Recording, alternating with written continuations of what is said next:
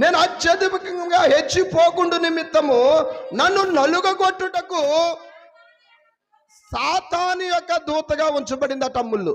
ఆ ముళ్ళును దేంతో పోల్చాడంటే సాతాను యొక్క దూతగా ఉంచబడింది. మరి అపోస్తలుడు పౌలుకున్నటువంటి ముళ్ళు ఏంటి అని అంటే, అతను చాలా శ్రమలు అనుభవించాడు. వృత్తిరీత్యా ఏం చేశాడంటే టెంట్లో ఉంటూ టెంటలు కుట్టుకుంటూ బ్రతికాడు. ఆయన పరిచర్యను సాగించాడు. ఆయన వెళతా ఉన్నటువంటి వాడ పగిలిపోయి దాదాపు చచ్చిపోయినంత పని అయిపోయాడు. 5 సార్లు 1 తక్కువ 39 దెబ్బలు తిన్నాడు. రోమ్ వెళ్తే రోమీలాగా యాక్ట్ చేశాడు, గ్రీక్ వెళితే గ్రీకీలాగా ఉన్నాడు. ఎక్కడికి వెళితే అక్కడ ప్రజల యొక్క భాష మాట్లాడి ఆ ప్రజలతో మమేకమై వారికి క్రీస్తు బోధను, క్రీస్తు సువార్తను అందించినటువంటి ఒక గొప్ప సువార్తికుడు అపోస్తలుడైనటువంటి పౌలు.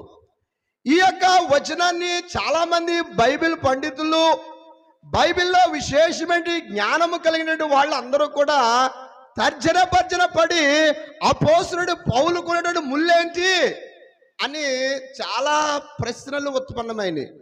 ఆ ప్రశ్న నాకు కూడా ఉత్పన్నమైంది.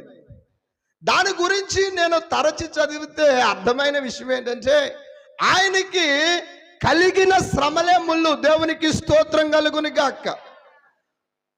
దేవుని పరిచర్యలో భాగంగా ఆయనకి ఎదురైనటువంటి ప్రతి సమస్య కూడా ఆయన ఎలాగుందంటే ఒక ముళ్ళుగానే ఉంది.